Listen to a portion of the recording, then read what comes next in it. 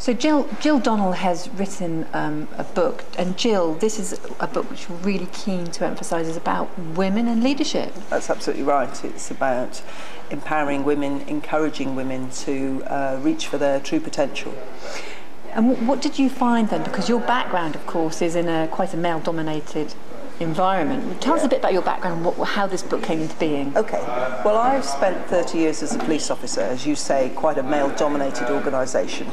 And the last 10 years of that time in the police, I was really fortunate in that I was what we call a gender lead. So I led for the development of women in the organisation.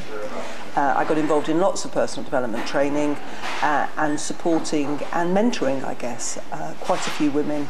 And as a consequence of my experience, particularly I was seen as something of a role model. I spent 7 years as a single mum working quite a high-profile job with twin girls.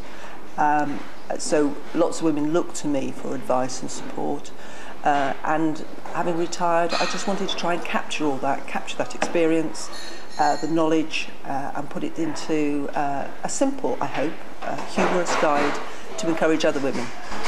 Because it is quite a tricky area for women in areas of leadership, and it's a bit baffling, really, isn't it? Because there aren't that many women leaders or women in senior positions, even though they do make up pretty much half of the workforce. Yeah, that's absolutely right. There's so many organisations in the police, in teaching, in quite a lot of organisations, you'll often find the majority of the workforce are women.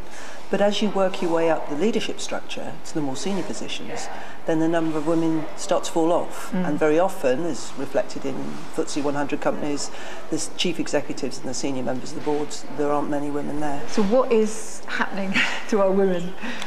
I think there's a variety of things. It is a challenge. There's no doubt, despite all the equalities in relationships, that women often take on a greater responsibility in terms of caring for children. And I think that brings the classic difficulties for many women in terms of trying to achieve that work-life balance. Particularly now, more and more women are becoming the breadwinners. It's not just about an extra little job. My aspiration, I've got daughters myself, is that they want careers of their own. But whether it's society dictating what they truly want, families still need to be there, and women still often want to have children, and then striking that balance of having a fulfilling career and bringing up children. Whatever organisation you work in, however supportive it is, and many are, it really can be a challenge, and that's the struggle that I've experienced in talking to women about this, is trying to get a balance where they're not chasing around themselves, trying to do everything, have a fulfilling career. And so this is about saying that I say you can do it all, but I know it's about balance, but this is about bringing women forth into the workplace to be the best they can, I guess. Yeah, I think so. And I think the thing is, for a lot of young women that I've talked to and have spoken to, is actually about believing in themselves, having that confidence, believing they can do well, and not cutting off opportunities before they start. Yeah. And I've got a couple of examples of young women, very talented, bright women, who had a great career in front of them, holding themselves back on the basis, well, actually, I might want to get married, I might want to have a baby, and am I going to be in the right position?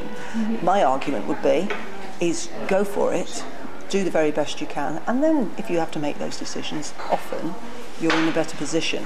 Personally, I was in quite a good position when I had my girls. I was 40 odd. I was quite a senior position, and I think that gives you some flexibility. So that can be of a benefit.